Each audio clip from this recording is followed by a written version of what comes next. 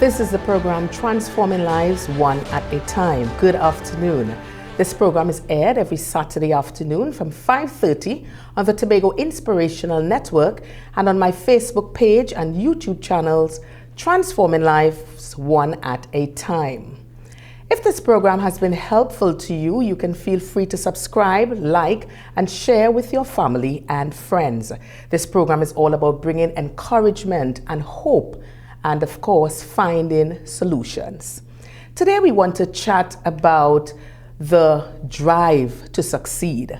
My guest today is Mr. Derrick Mcletchie, originally from Tobago. He's a renowned chef that has been representing our Twin Island Republic on the international front. He started off in the corridors of the Signal Hill Secondary School, where he was one of a few male students that opted to do food and nutrition. And he will be sharing his experience and walking us through the journey to where he is now. Derrick, thank you so much for joining us today on Transforming Lives One at a Time. Good afternoon. Thank you for having me, and good afternoon to your viewers. Yes. Well, I know that you're quite happy to be back home on holidays, away from the cold and enjoying the Caribbean, the beautiful Caribbean weather. So have you been to the beach as yet? Yes, I have been to the beach to check out the tourism situation. I haven't been into the waters yet, but that will happen very shortly. Very well, very well. Well, Derrick, let's just jump right into it. First of all, what motivated you to get into food preparation? I guess I could say my upbringing motivated me and led me in the direction of food preparation. One of the jobs my father, Mr. Mcletchie, did was butchering. So meat was readily available and always available. So being a bit creative and mischievous at the same time, yes, I used to like to go in the kitchen and try different things with meat. So that's where it started. I remember my bigger brother Simon, he was the more traditional cook. He would do stuff that he saw my mom doing. So he would try stewing pork because he saw them doing that. Right. I was the kind of crazy one who would say, I never saw them frying pork. Let me try frying pork. Wow. So that's where it started. So I fried pork. By the way, you don't want to try fried pork except it's pork tenderloin or pork loin. Right. But normal, local, regular slab of pork, you don't want to fry it. It ends up like leather, so eating it will be a challenge. Right. So I found out the hard way that you don't really do it that way. So that's where it started, and eventually being in lowlands where there was lots of mango trees and coconut, I started experimenting with some mango recipes, mango bread, mango cake, lots of different stuff. And eventually my passion and my love developed for food. So by the age of 12, I knew for sure I wanted to become a chef. Wow, wow. Well, let's talk about the early years of engaging in this field. What were the responses of those close to you like? Just walk us through that. My parents, Martina Mcletchie and Simeon Mcletchie, they were always very supportive of whatever profession their children decided they wanted to pursue.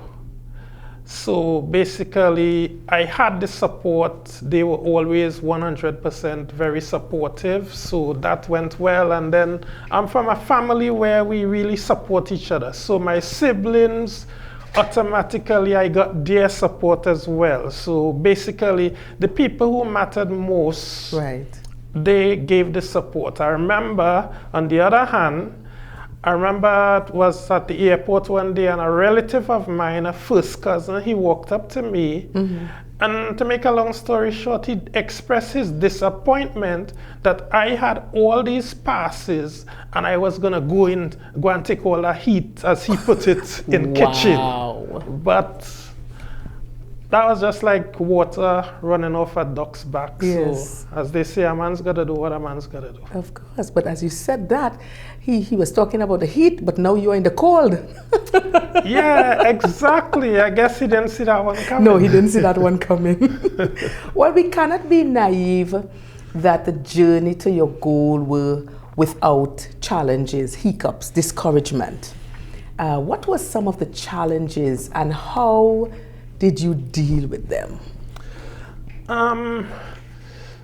If we start in 1990 to 92, the period just after there was the coup in Trinidad, one of the darkest periods in our country, that was the period when I moved down to Trinidad to pursue culinary arts in Trinidad and Tobago Hotel School in Chagaramas, because at the time there was none in Tobago. Okay. That posed quite a lot of challenge. The first challenge was, remember, just after the coup, there's still some degree of curfew and that kind of stuff and tension in the country.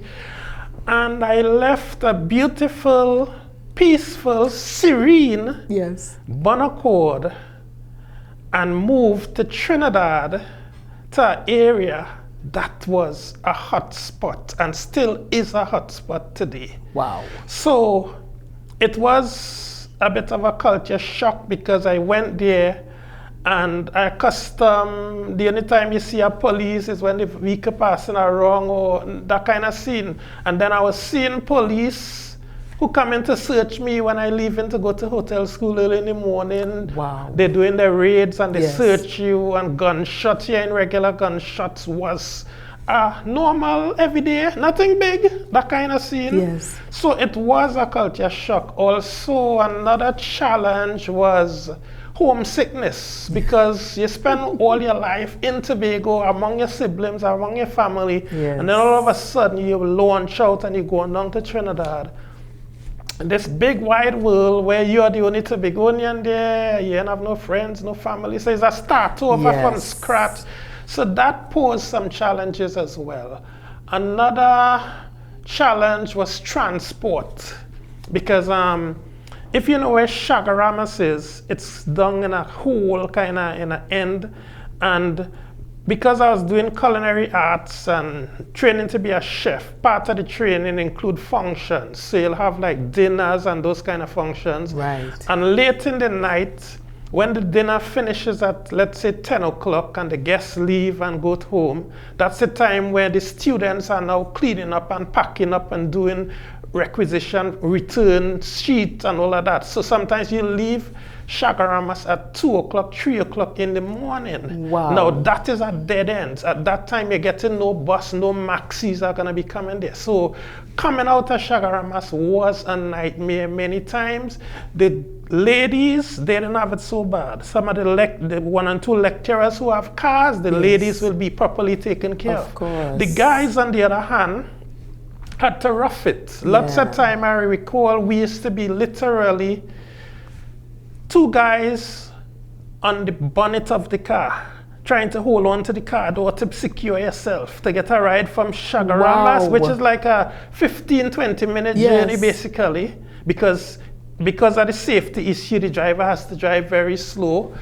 And 4 guys might be squeezing in the trunk of the car. So that was it until you get out to Caranage area, where you would be able to get a maxi and then to head home. And that was one of the transport woes, because now when I get into Port of Spain and you're next to Chimu Bakery, which is the stand for where the area I was staying in, you now go up. I remember the first time it was very humorous for 2 drivers.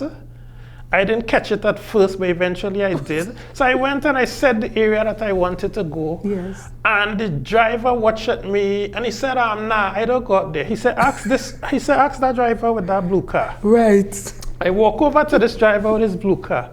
And when the gentleman heard what I said, the gentleman fall down on the road laughing, and they're laughing at me, and I don't know what they're laughing. Right. And then eventually, when he was able to compose himself, he said, here what?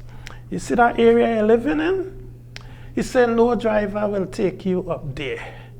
he said that is a bad area, that is a hot spot, and these times in the night, in the early morning hours, the guys would put in the area, would put logs across the road and block the road. And once a driver comes out to move the log, he lucky if he end up with all his car tires. They will take your money, your deck, your different stuff, so you won't get any cars coming up there. So that was another challenge, the whole transport aspect. And I guess my biggest challenge was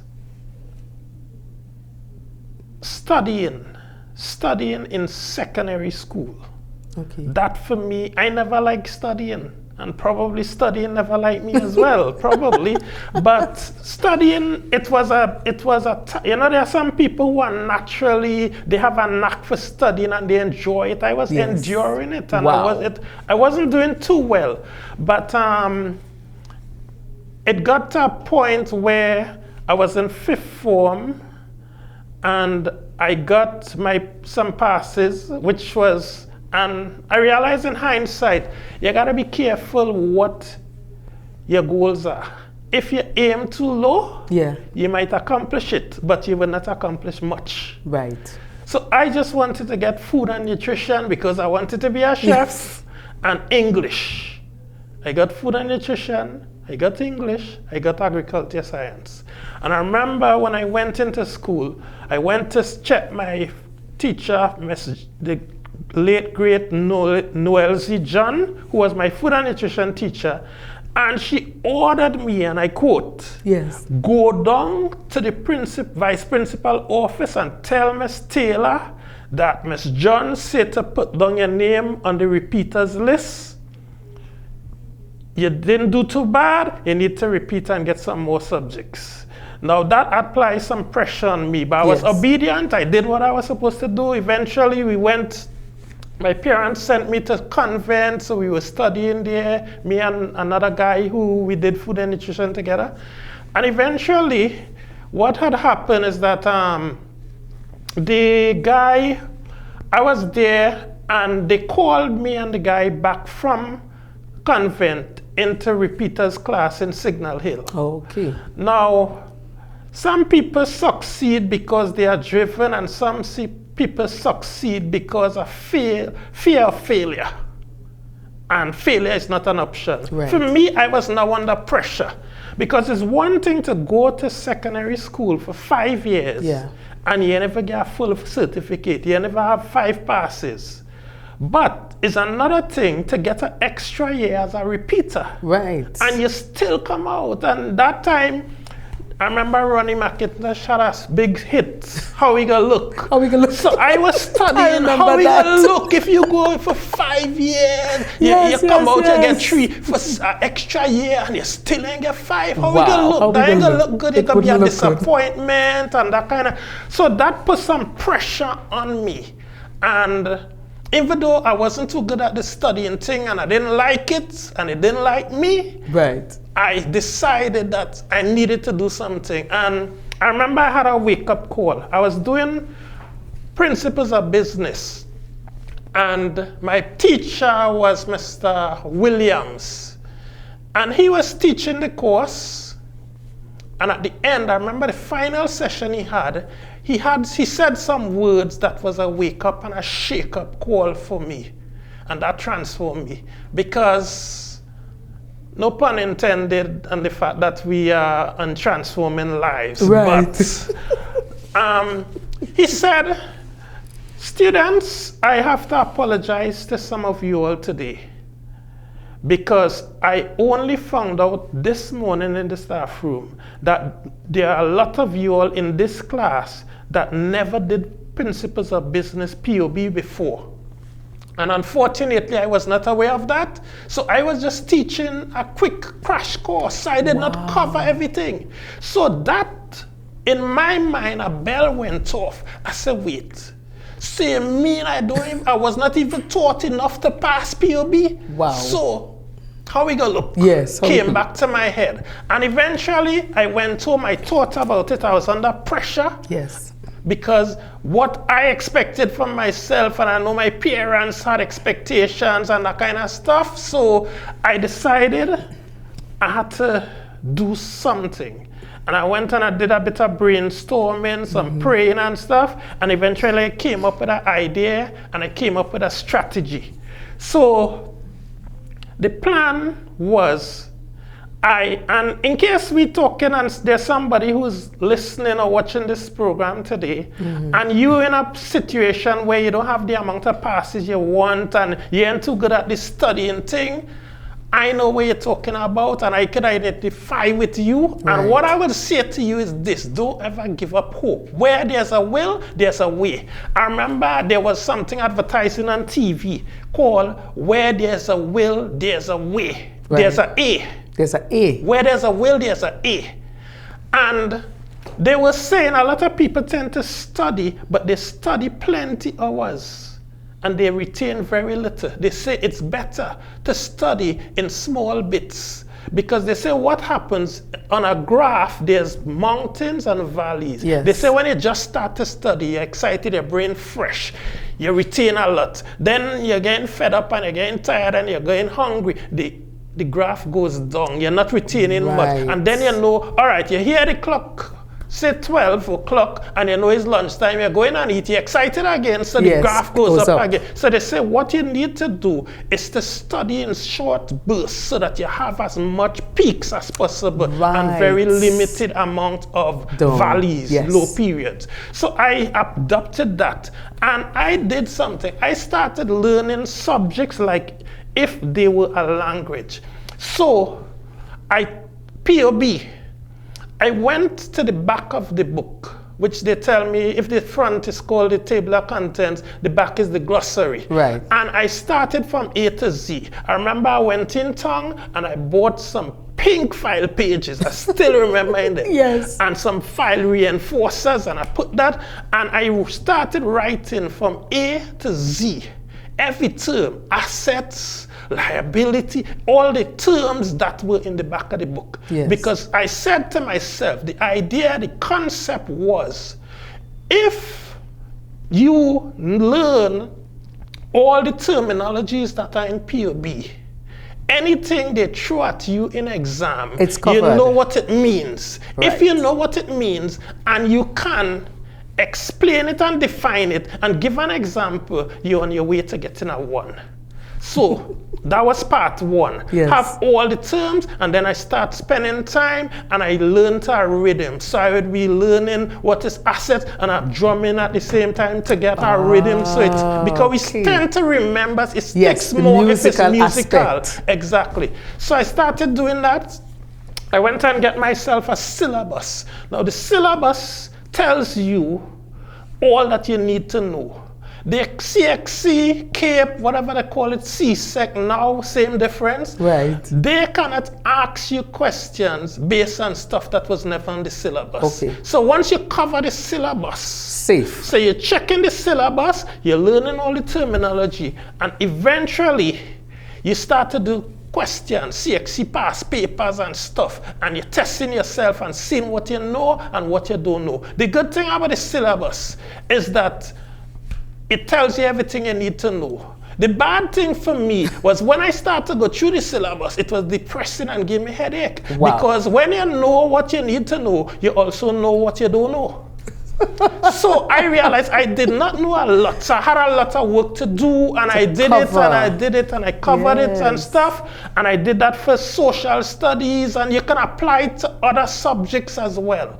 And eventually, to make a long story short, the day comes when you're going in, you're walking into Signal Hill, and that few meters seems like a million miles because you're walking slow and all kind of flashback. You remember the time when you was going and study and you end up watching TV longer? Yes. You're wondering the time you waste, the opportunities you had, and you're wondering how you did. And I'm walking in, me and Dexter King, the guy who we did food and nutrition, and we had repeated together.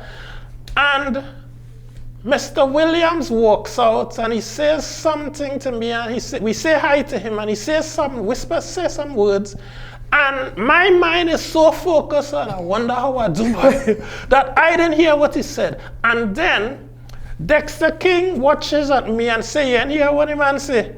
I said, "No, what did he say?"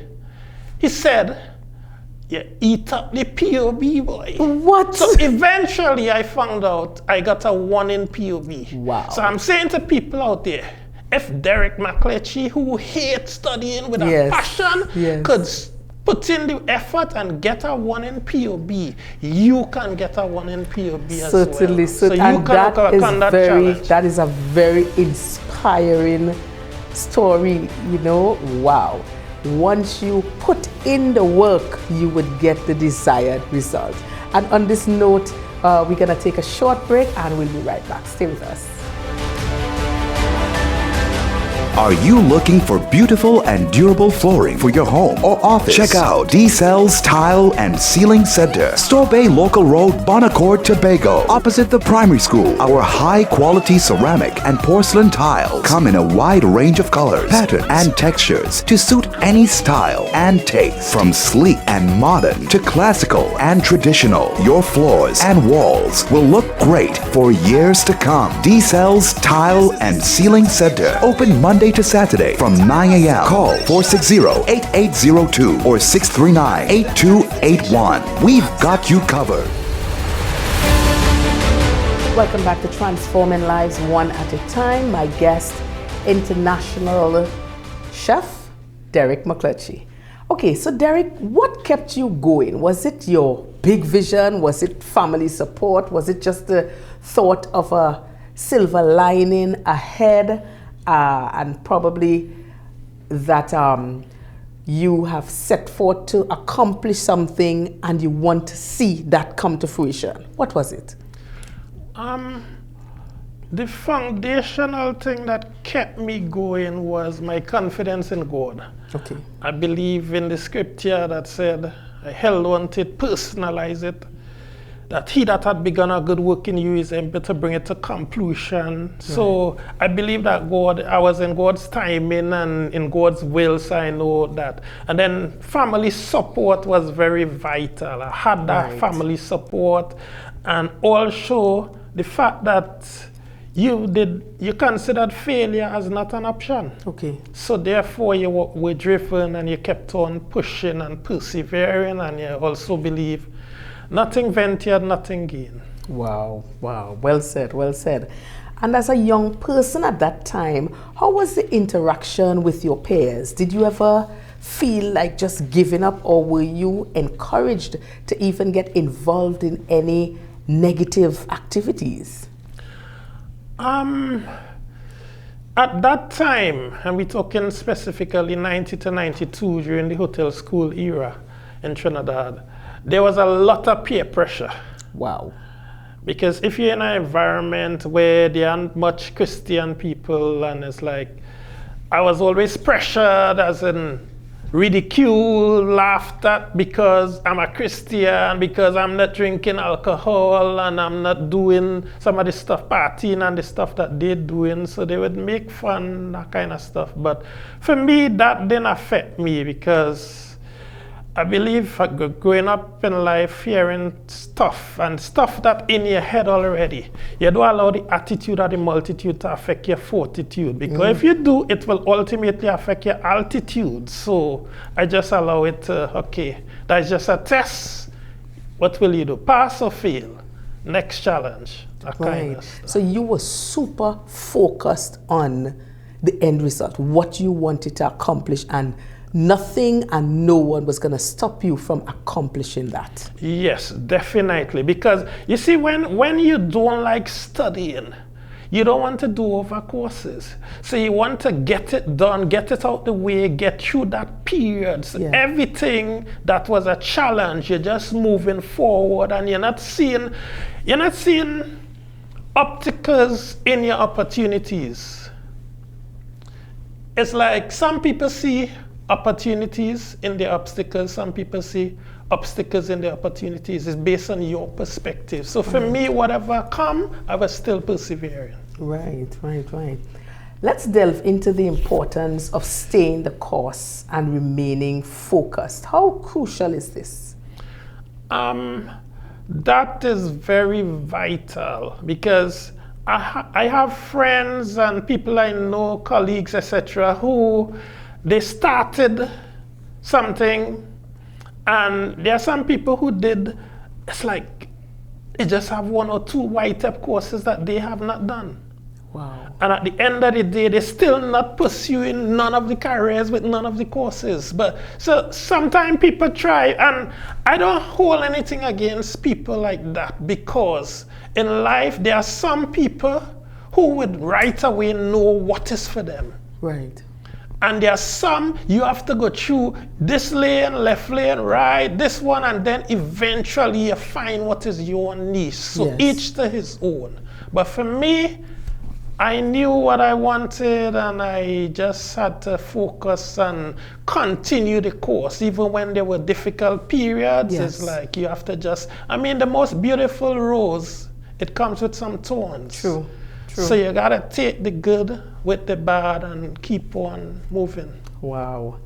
Well, let's bring into the conversation the part played by role models, what they contribute to our lives. These people we look up to, the ones we emulate.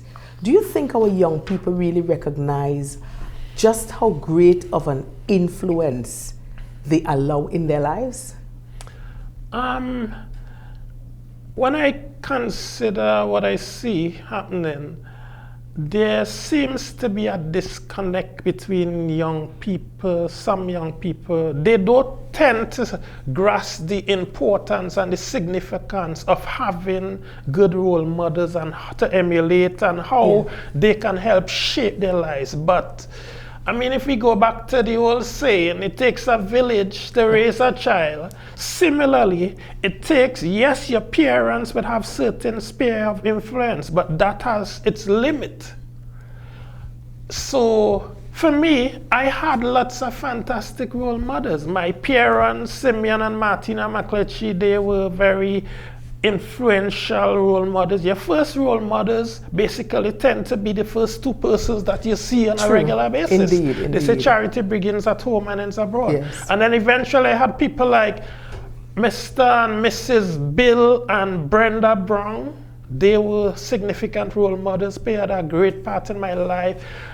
Mr. Haynes Cowie Clark, the late great Aldrich McNeil, Agnes Webb. Oh, yes. And in terms of chefs, Larry DeLochan. When I started working Turtle Beach several years ago, he literally took me under his wings. Wow. He would be in one end of the kitchen and he's about to do a sauce, and he will call me over to show me a different method to do it and stuff. And he really was, he taught me quite a lot of what I've learned throughout the years, and we've always kept in touch and have a good relationship. Wow. And it's always so good to be grateful. You must be grateful to these people who would have played such a significant role in where you started in Signal Hill how many years ago and where you are now, flying the flag of Trinidad and Tobago high. Gratitude is so very important. There is a quote I read recently, and it goes like this: "You are the books you read, the movies you watch, the music you listen, the people you spend time with, and the conversations you engage in. So choose wisely what you feed your mind." And I felt that this was so profound. And in essence, it was saying that if you don't cultivate positivity into your life, then negativity will order your steps in life. Just weigh in on these thoughts. You mentioned the word profound, and when you were mentioning that, the thoughts that were going through my mind is those are prolifically profound philosophy. Yes. That is thing to live by, and that could bear profitable fruits in your life. That is so very true, because negativity comes natural. It doesn't take any effort from you. Correct. But if you have to be positive, it takes a lot. It is a challenge, but the same ocean that supports a ship can sink that ship. The difference is if allowed to get inside of the ship. So negativity, if it gets into you, it will form habits, traits, and then eventually it will control your life. It will be your lifestyle. But that kind of positivity is what we definitely need. That is very important. Derrick, many young people have lost their way in society and are now part of the problem. To a young person who really wants to succeed but is facing challenges, can you share some principles that you can help them on their road to success? Okay. Well, I can share some principles that help me. Yeah. And if it can help me, it can help somebody as well. And as we used to sing our old song in school, if I can help somebody as I pass along, then my living shall not be in vain. Yes. So, to answer your question, I'll share an experience I had, and I think that will delve directly and flow within that context. Yes. I had an experience with my phone. One night, my phone went dead. I plugged on the charger, it refused to charge. Tried everything, different chargers, nothing is happening. Next day I took my phone to the technician, the phone and the charger. And the gentleman said something to me that I never forget. He said, "Your charger is working fine. Okay. The problem is your charging port is not working. And the charging port is the part that receives and accepts the charge."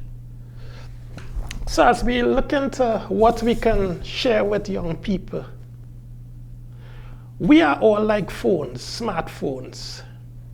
People are like smartphones. We are all wired up to do well. But if we have to do well, we have, just like a phone, we have to be charged up and we have to be switched on. Wow. Now, after you get to the charge up and switch on, teachers are like the chargers. And teachers here does not necessarily mean in a school system. Anybody that you can learn something from is a teacher in that context. So, knowledge, when the teacher gives you knowledge, they're giving you power. They're charging you up, basically. And your charging port. So the question I'll probably want to throw out, is your charging port working? Because even if you're getting knowledge and power coming to you from the teacher, right, but your charging port is not working, just like my phone, it wasn't able to charge. So the thing about it, what is your charging port? Your charging port is your attitude and your aptitude towards learning. So even if knowledge is coming to you, but you're rejecting it, you ain't studying that, you won't receive the charge that you're supposed to get. And if you don't receive the charge that you're supposed to get, you won't have the power to function and to negotiate wherever junction you reach in life. You could be stuck. So what I'll say to you is this. You need to charge up yourself for success. Right. And I'll just give you a few quick ways in which you can charge up yourself for success.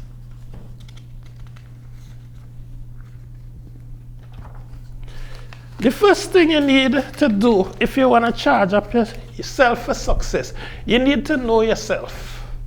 And knowing yourself here means you need to find out, what am I good at? Okay. When you find out what you're good at, you need to develop what you're good at. So do a write-up course, go somewhere, study, do some studies, fine-tune whatever that skill or ability is. Right. Get it done, what we used to say a long time, get packed down. Yes. Yeah, get screwed on. Yes. So you have the knowledge. So once you find out what you're good at, you develop what you're good at. The third thing is to sell that skill to the highest bidder. In essence, what I'm saying is this. If you develop marketable skills, those skills will pay your bills. Oh, I love that. Just say that again. For those who are at the back of the class. Okay. If you develop marketable skills, yes, those skills will pay your bills. Okay. So after you get to know yourself and you develop those marketable skills, you need to prepare yourself. If you fail to prepare, you prepare to fail. It's simple. Right. So be it for exam or for life, if you fail to prepare, you might as well prepare yourself to fail. And it is better to be prepared and never had one opportunity than you had one opportunity and you were not prepared. Yeah. So the next thing you need to do, if you want to charge up yourself and achieve your success, is you need to start. You don't have to be great to start. But if you want to be great, you have to start. Okay. So you have to start somewhere. Great empires, I remember Mr. Bill Brown told me that many years ago. Great empires starts from humble beginning. Wow. You have to start. Yes. Yeah. If you want to charge up yourself for success, you also need to make sacrifices. There's a saying that stuck with me for life. If you don't sacrifice for what you want will be your sacrifice.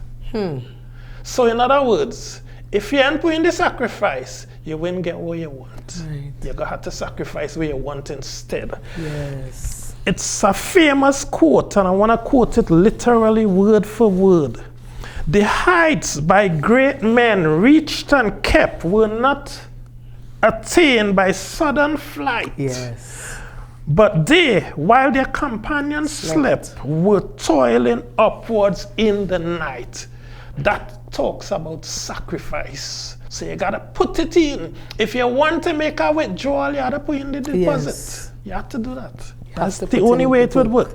Must put in the work. Definitely. You can't just think that you'll be an overnight success. Exactly. And that is something, as you spoke about that, a lot of persons, they see other persons successful, but you know what? They are not willing to do what they did to get what they got. Wow, that is deep. That is very deep. I love that. So there's a price to be paid. Yeah. And if you want success, if you want to be successful in life, you have got to put in the effort. You have got to put in the work.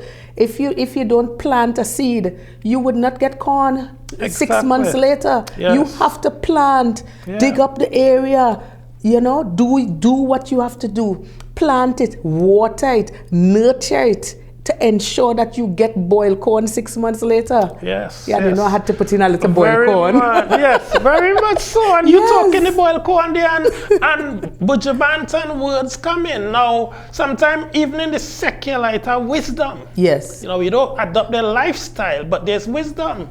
The song I think it's Bujabantan, man. Nobody wants to plant the corn. Everybody wants to raid the barn. Yes. Who you got to blame it on when it's a next man you are depend upon? Right. So you have to put in your effort to make it happen for you. Definitely. So after the sacrifices, if you really want to charge up yourself for success, you have to be optimistic. 2 men looked out a prison cell, the window of a prison cell. The first man saw mud. The second man saw stars. It's all based on perspective. Are you a pessimist, only looking down, nobody knows the trouble I see, Or are you optimistic?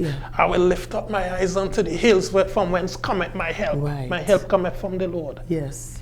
Things not right now, but something will work out. Yes. You have to be optimistic. Yes. You have to be optimistic.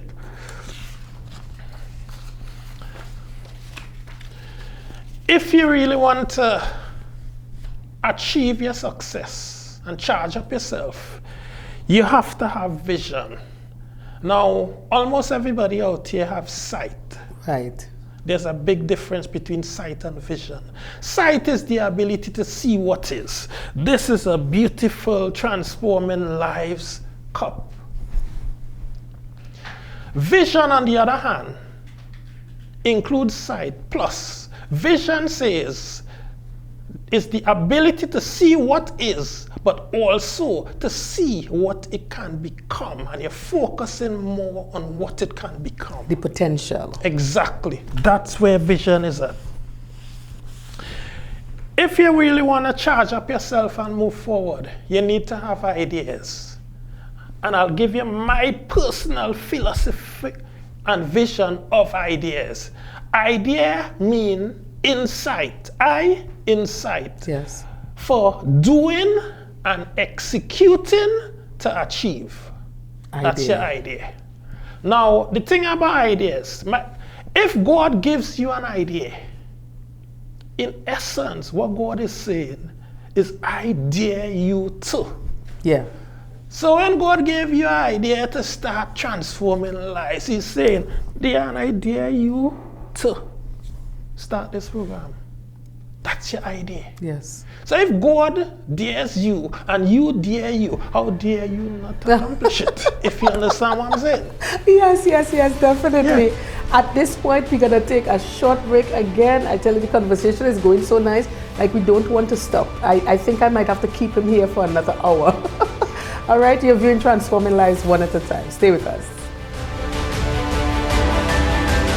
Are you looking for beautiful and durable flooring for your home or office? Check out D-Cell's Tile and Ceiling Center, Store Bay Local Road, Bonacord, Tobago, opposite the primary school. Our high-quality ceramic and porcelain tiles come in a wide range of colors, patterns, and textures to suit any style and taste. From sleek and modern to classical and traditional, your floors and walls will look great for years to come. D-Cell's Tile and Ceiling Center, open Monday to Saturday from 9 a.m. Call 460-8802 or 639-8281. We've got you covered. Welcome back to Transforming Lives One at a Time. And just before the break, Derrick was giving us some principles that can help persons on their road to success. So just continue. Okay, the next principle, you need to have the right attitude. Your attitude and your aptitude determines your altitude. So we can allow the attitude of the multitude to affect our fortitude, because your fortitude, as you know, is your strength, and if you're weak, you're not able to accomplish your full potential. You also need to make things happen. In this world, there are three types of people. Those who make things happen, those who watch things happen, those who don't even know what is happening. They don't have a clue. Exactly. The good thing is that we all have the potential and what it takes to make things happen. So if you're in category 3, no sin, you could get to category 1 and start making things happen. If you are to achieve your success and charge up yourself, you need to remember, you have to have a never quit attitude. Right. A winner never quits, a quitter never wins. Stick-to-ity is the ability to stick to it when others are wrong. You are quitting. You gotta persevere. You never fail until you stop trying. I remember seeing this in Signal Hill years ago. Success is failure turned inside out. The silver tints of the clouds of doubt, and you never can tell how close you are. You may be near when it seems so far. So stick to the fight when you're hardest hit. It's when things seem worse that you must not quit. If you had to really achieve your success, you had to reject some kind of negative mindset. Now, there's a mindset that I always needed to address, and I address it in some small circles. I like to highlight it here. Yes. Years ago, it was more prevalent in society. Now it died down a bit, but it's still creeping back in and still subtly there. There was a mindset that if you pass for bishops, he's a hero. Yes. If you pass the Scarborough secondary, he's a 0. Wow. Now, what I'm saying is this. I went to Scarborough Second Signal Hill. Signal Hill is as good as any and better than many. Don't allow which school or what people say Yes. to determine your success, And your to define destiny. it. Yes. Don't allow them to define that for you. They also want to define you. They say if you come from Bagatelle or Bethel, you can't do well. I'm here to say, you could come from Bagatelle or Bethel, you could still do well and excel. Of course. Don't allow your geographic location to determine your situation. Yes. And in wrapping up this part of it here, you have to also maximize your time. We grew up hearing Rome was not built in a day. But it didn't take forever either, right? It didn't take eternity either. So my concept is this, and I will ask you the question. Could it be that we have been using this saying procrastinatiously Yes. to excuse ourselves and not to put off for tomorrow what can be done today? Now, what's the scenario? A mason is capable of putting up 200 blocks. Monday come, he only put up 150. Yeah. Tuesday, he comes in. Now he behind my 50. He can push himself and get the 50, or he may not achieve it. In the construction setting, that example, that can work. In an airline industry, it is not so forgiving. There's a concept in marketing called perishability. So if an airline flies from Germany with the capacity is 250 seats and they only had 200. Yeah. Perishability says, even if you fly full capacity for the rest of the year, that 50 seats perished and you'll never get it back. Correct. So we need to maximize today and stop making excuses. I totally agree.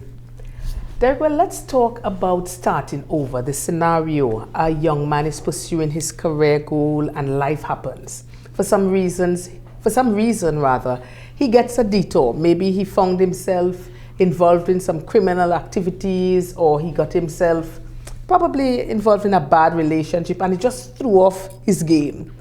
And many times we get detours in life that we tend to throw in the proverbial towel. Talk to that young person, encouraging them to get back on track. Okay. To get back on track, I'll look at one of my favorite scripture verses. Lots of people love John 3:16 and the traditional favorites. Yeah. My favorite is taken from 2 Kings 7:3 and 4. And the scripture says, "And there were 4 leprous men at the entering in of the gate, and they said one to another, 'Why sit we here until we die? If we say we will enter into the city, then the famine is in the city, and we shall die there. And if we sit still here, we die also. Now therefore come and let us fall into the host of the Syrians. If they save us alive, we shall live, and if they kill us, we shall but die.'" Now, the background was that Israel was in a famine. Things was bad. So there's a famine in the country and things bad in Israel, inside the city. But things worse for the 4 leprous men, because back in those areas, the Bible times, if you have leprosy, you cannot go into the city. You have to stay outside the city gate, and you have to have a bell and all kind of things. And if you're walking, you have to ring your bell, unclean. So them men, you had leprosy. You're an outcast, and you're still starving. How bad could things be? So they're in a bad situation. So the person who is in a bad situation and watching us and listening to this program today, when you're in a bad situation, you still have a choice. You could just give up the ghost and die. But that is not profitable. These men had reason to give up. True. They could have just stayed here. But they were, when you're in a bad situation, you have to do some acute and analytical assessment of all the areas associated with the arrangement. You gotta think, you gotta talk to yourself. So when they were talking, they say, "Why sit we here until we die?" Here what's going on? Is death facing me all around? In any case. If we stay, in any case we gonna die. If we stay here, we die in a starvation. If we go in the city, It and no food there, we gotta die in the city. Right. So yeah, we try something, yeah, we do something. Yeah, in other words, bust a move. Bust a move, exactly. So, and these people, and now when your listeners have some time, they go look at that scripture and see how the story. But I'll give you a brief synopsis as somebody we know would say. Yeah. And basically, when these guys took a leap of faith and went and bust a move, the scripture say, God caused the people in the city, the Egyptians, to cause the people in the city to hear the noise of chariots, etc. And they run for their life thinking that Israel hire some other warriors to come and fight them. So when them men reach, his food, his clothes, his gold, his silver, his everything. So had they not bust a move, as we said, yes, they would not have been able to reap the rewards of what was actually waiting right on the other side. Yes, exactly. So nothing ventured, nothing gained. To risk nothing is the greatest risk of all. Yes. So when you think this is the situation, it's not the scripture that say, there had no temptation taken you, but such as is common to man, but God is faithful, who will not tempt you above that you'll be able to bear. What it end up saying? He will provide a way of escape. There's a way, but if you give up, you can't see no way. So we cannot afford to give up. Yes. There is always a way. Derrick, from what you are saying, it doesn't matter how bad things may look. It doesn't matter how bad things may appear. Yes, you lost your job. Yes, your parents turned their backs on you. Yes, your girlfriend left you. Oh, Lord. Yes. You know, but in spite of that, and in spite of all the things that you are facing, there is still hope, because once there is life, there is hope. So I'm encouraging you today to bust a move. Get up, get up. Something will give. Something will happen. You know, I tell you, definitely, if you don't make a move, you never know what is on the other side to bring you joy and happiness and peace. Exactly. You know, as we begin to wrap up, I mean, this program is just going a way that I'm really thinking about keeping him a little longer, but let's just find out, what does Derrick do in his leisure time when you're not cooking up a storm? But just before that, give us a few cooking terms in your chef language. I know about braising, I know about blanch and marinate and stuff, but you are the chef. You can give us a crash course. All right. I'll give you 2 cooking terms and 2 cooking tips. Yes. All right, so sauté.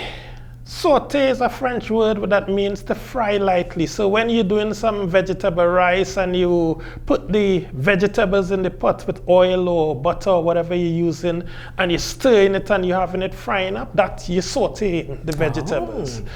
Also a word, al dente. Al dente means to the teeth.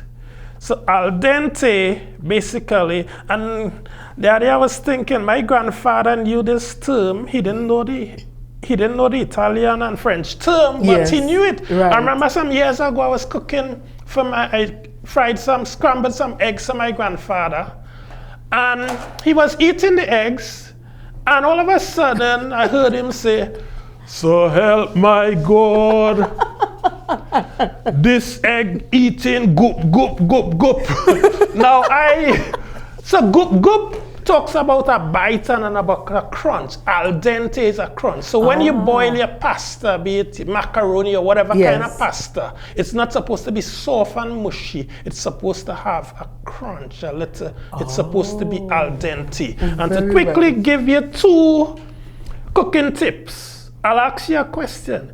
Could it be that nature teaches us sometime the best way to cook something? A cow, if you go down by the Lato estate, it's there out in the sun and they're taking the pasture and eating and stuff, but it's taking the heat. That seems to suggest it is ideal for pan frying or for grilling, for dry heat method, because it's taking dry heat all its life. Lobster, on the other hand, where does it thrive? It's in the sea. It's submerged, it's immersed in water. Yes. But lots of people take the lobster and they put it on a grill. And if you don't have the cooking timing very right, down to the science, it becomes rubbery and tough and dry. Right. Could it be that nature says to us, it's born and grows and lives in water? Why not poach it in a little bit of water, a little fine leaf thyme, a little onion chopped, and even maybe some of the lobster legs. Yes. And you simmer that for a while, and then you put it in there. And maybe if you want a little extra color, you just flash it. And a salamander will sprinkle a little bit of paprika on it and flash it in your oven for just 2 minutes, just to give you some color. And the second tip I'll give you, most of us cook our rice all our life. There are 2 methods of cooking rice. There's the boiling, steaming method. For example, you're frying rice, you boil it, you strain it, and then you saute. Yes. Now, every time you saute rice that way, all you're doing to the rice is coating a little flavor, but nothing gets inside. It's not penetrating, so it's not as tasty. Pilaf style, cooking your rice pilaf style, is always more tastier and it's more economical. You use less pots, you don't need a rice strainer. What you do with pilaf style, you take your rice, let's say you have some vegetable already chopped up, you put the vegetable in your oil or butter, whatever you want to saute it in, and you also pour in your rice in there. And you stir them up together. The flavor is already immersed in the rice and already starts to get into the rice grain and cover the rice grain. So it starts to take on the color of some of the vegetables. Right. And then what you're doing, you put in your liquid. Now the liquid, all you have to remember with cooking rice pilaf style, which is a lot tastier flavor inside the rice, you have to remember the proportion. 2 portions of liquid to 1 portion of rice. So in this case, let's say we take our lovely Transforming Lives cup and we cook 1 cup of rice. We're using 2 cups of liquid. And that, you bring the rice to the boil, rapid boil, and then you put it low down, and then it will gradually come down, and you don't have to strain anything. All your seasoning go in one time. It's a much tastier rice, and it's a lot better. Well, we definitely have some cooking tips there for those chefs. And of course, I know that some men, it is said that men are the best cooks. So at this time, as we wrap up, I want to thank you, Derrick, for being on the program, Transforming Lives One at a Time. And I want to congratulate you on flying the TNT flag high. And I wish you all the best in your endeavors. And for those of you who may be looking at the surname Mcletchie, yes, this is my brother. Well, that's all the time we have today for the program Transforming Lives One at a Time. Looking forward to sharing with you again. And as usual, I leave you with this. Transformation is an internal shift that brings us into alignment with our highest potential. Hey, we've got this. See you next time.